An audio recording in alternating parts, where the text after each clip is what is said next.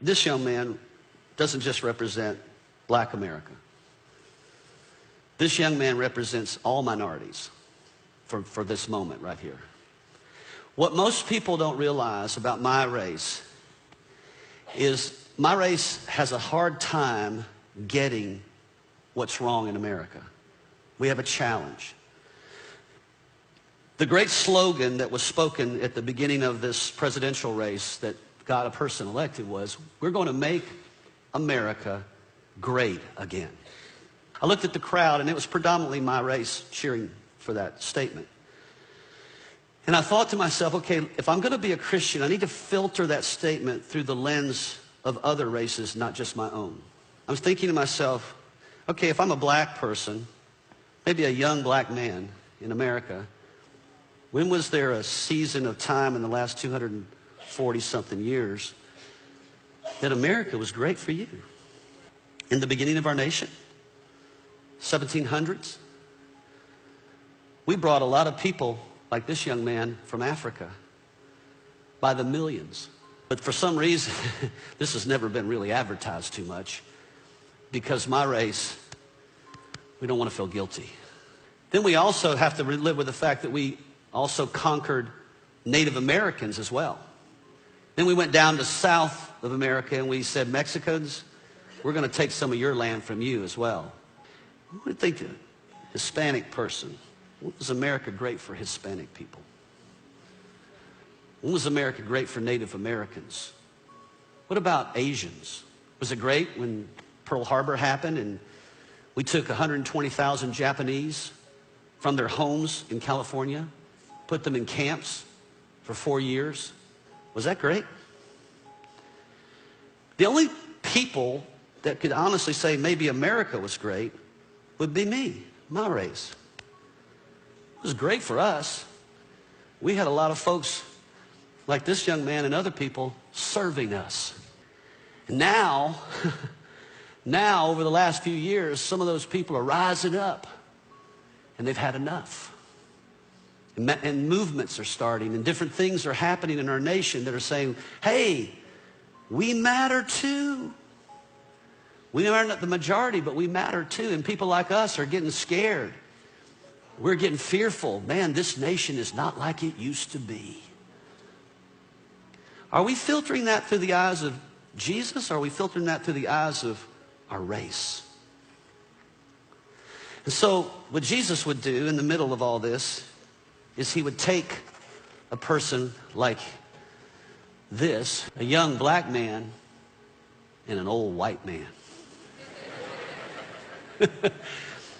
We probably don't have a lot of things in common.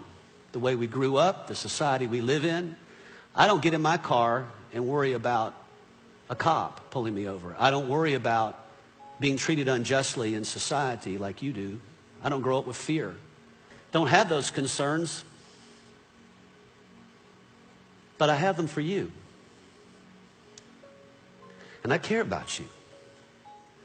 And we've become a nation where God's no longer ruling over us. And that's why we're so angry at each other. And we're fighting with one another, and we're in division over each other. And I can't see our government healing that. I can't see any president healing that. I can't see any leader healing that in society other than Jesus. And that has to start with us in the church. So, Jesus would take one of the disciples and he would wash their feet. He would pour water over their feet because the feet represented the dirtiest part of their body. Who in their right mind would want to wash somebody else's feet? Yet Jesus did that. And he said, you see how I'm doing this? You see how I'm putting my hands on your feet? What I'm saying by that is I'm trying to get you to see something. You're valuable to me. I'm not superior to you. You are just as valuable as I am.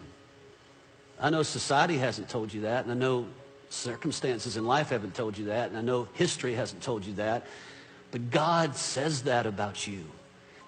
God accepts you. You're my brother. I'm your brother. More of this needs to happen. And so maybe it starts with us in the church. Maybe it starts with the people that are in this church, that we would just say, you know, regardless of our history together, what if we just started loving each other and serving each other and maybe washing each other's feet? I value you. I care what happens to you. I care what you experience in America. I care about the hurts and the wounds of your past. I care about the history of my race against your race. And I'm sorry. I repent. I didn't do it myself personally, but I take responsibility for my own race. Because Jesus didn't do anything to hurt people, but he took responsibility for them. We need healing in this relationship.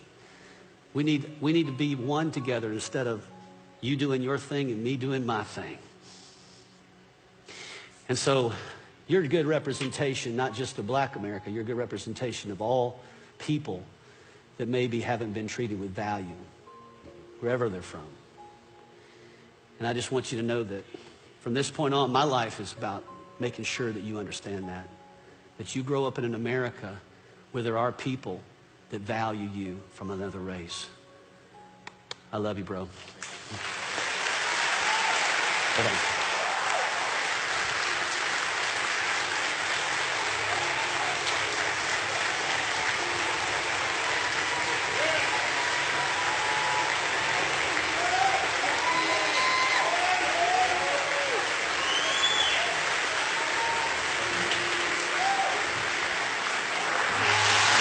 Thank you, man.